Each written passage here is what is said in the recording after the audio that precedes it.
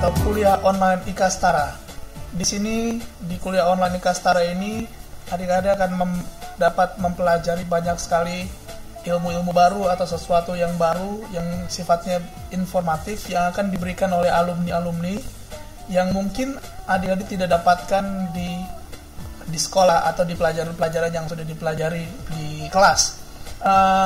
Di Kulkastara ini kami akan mencoba memberikan satu bentuk kuliah atau satu bentuk podcast atau satu bentuk tutorial atau apapun yang nanti dapat adik-adik gunakan baik untuk di pelajaran-pelajaran ataupun untuk di kemudian hari seperti nanti ketika kuliah.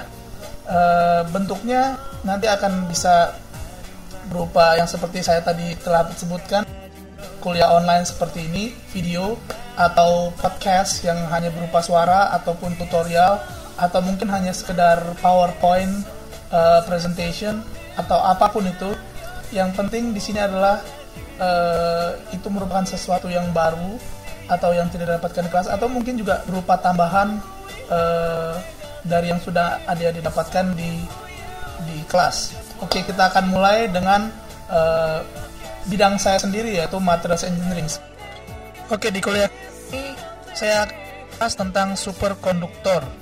Mungkin adik-adik sekalian sudah tahu apa yang artinya dengan konduktor dan juga isolator. Kalau konduktor itu adalah satu material yang dapat menghambatkan listrik melalui elektron bebas yang ada di dalamnya. Sedangkan insulator tidak dapat menghambatkan listrik karena insulator tidak memiliki elektron bebas. Sedikit definisi tentang superkonduktor. Superkonduktor ini adalah salah satu fenomena. Jadi ini adalah salah satu fenomena material yang terjadi hanya pada suhu yang sangat rendah. Jadi ditandakan dengan hilangnya hambatan listrik. Makanya disebut dengan superkonduktor. Dan yang unik dari superkonduktor ini adalah munculnya satu sifat magnet yang disebut dengan efek Meissner atau Meissner effect. Sedikit sejarah tentang superkonduktor. Superkonduktor ini ditemukan pada tahun 1911 oleh Kamerlingh Onnes. Dia sedang mempelajari merkuri atau Hg pada saat itu, dan dia menemukan pada suhu sekitar 4 Kelvin atau sekitar suhu minus 270 derajat itu sekitar suhu liquid helium cair yang baru ditemukan juga pada saat itu, kira-kira tahun 1908, kira-kira 3 tahun atau beberapa tahun sebelumnya, dan dia dapat mencapai liquid helium ini dapat mencapai suhu minus 270 derajat Celcius. Jadi Kamerlingh Onnes ini meneliti sifat conductivity daripada merkuri atau Hg, dan dia menemukan pada suhu 4 derajat hambatan yang terdapat pada merkuri ini hilang, dan ini yang disebut pertama kali dengan sifat superkonduktor. Kemudian kalau kita lihat di layar ini adalah beberapa jenis material-material superkonduktor yang terdapat di tabel tabel kimia. Oke, yang berwarna biru menggambarkan material yang dapat dicapai pada pressure yang pada tekanan yang normal, sedangkan yang hijau menggambarkan pada tekanan tinggi. Material-material ini dapat mencapai superkonduktor. Oke, kita lanjut dengan perkembangan superkonduktor. Oke, perkembangan superkonduktor sudah dimulai dari tahun 1911 dan kemudian berkembang, dan sebenarnya ingin mencapai keadaan di mana itu dapat menghasilkan suatu fenomena superkonduktor pada room temperature atau suhu ruangan. Di sini kalau kita lihat beberapa material atau liquid atau cairan yang digunakan untuk mendinginkan material itu sampai dengan suhu yang diinginkan untuk mencapai superkonduktor. Seperti dilihat di sini ada helium, hidrogen, neon, dan nitrogen. Dan yang biasa sering dipakai sekarang yaitu nitrogen, mencapai biasanya 77 atau sekitar 70 Kelvin. Kalau kalau kita lihat di sini ada 3 macam material yang digunakan sebagai superkonduktor. Pure metal, satu metal murni, kemudian alloy yaitu campuran metal, kemudian ceramic satu campuran dari metal dan non metallic. Yang sangat-sangat populer, material yang sangat populer untuk penelitian biasanya yang digunakan yaitu yttrium barium copper oxide nomor 2 dari bagian ceramics. Suhu yang dicapai biasanya sekitar 90 derajat atau 90 Kelvin. Kemudian kita akan melihat sifat-sifat material dari superkonduktor. Seperti yang saya sebelumnya bilang, superkonduktor memiliki satu sifat unik yang tidak dimiliki oleh material lainnya, yaitu efek Meissner atau Meissner effect dan levitasi dan suspensi magnetik. Seperti apa levitasi dan suspensi magnetik ini? Sebentar, saya mengambil satu video ini dari YouTube yang menggambarkan bagaimana satu material itu bisa menjadi superkonduktor. Oke, seperti yang kita lihat di sini, material yang hitam ini adalah yttrium barium copper oxide. Sifatnya hanya seperti batu dan tidak memiliki kekuatan magnet atau apapun.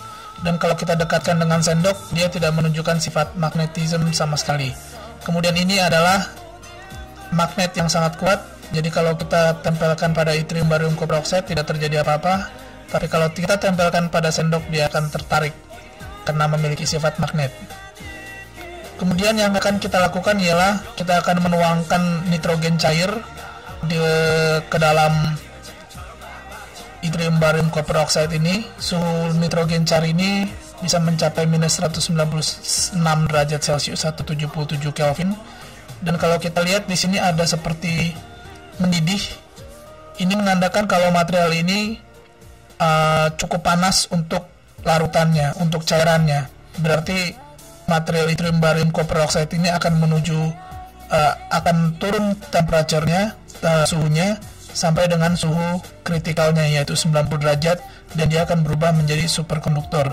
Kita akan bisa melihat ketika dia berhenti mendidih, ini menandakan bahwa suhu cairan dan suhu material ini, seperti kita lihat sekarang, suhu cairan dan suhu materialnya berada pada suhu yang sama.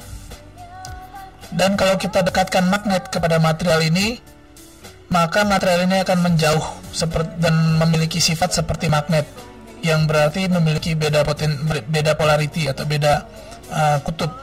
Tapi ada satu efek yang tidak dimiliki magnet, yaitu Meissner effect atau efek Meissner. Kalau kita tekan magnet ini, dia akan memiliki satu efek yang dinamakan flux trapping effect atau flux trapping effect, di mana superkonduktor akan menarik dan juga memberikan dorongan kepada magnet yang ada di atasnya. Ini yang dinamakan dengan magnetic levitation atau mengambang. Jadi dengan material superkonduktor ini, selain dia memberikan gaya tarik, dia juga memberikan gaya dorongan, sehingga magnet yang di atasnya itu bisa mengambang. Kalau kita angkat magnet ini, maka superkonduktor itu akan tertarik. Ini menunjukkan sifat yang dinamakan dengan magnetic suspension, atau dia memiliki satu ikatan atau bonding. Dan kalau kita putuskan secara paksa dan kita mendekatkan, dia akan menyambung lagi. Tetapi bedanya dengan normal magnet, dia tidak menempel, tetapi dia ada satu jarak yang dia berikan dikarenakan oleh flux trapping effect tadi.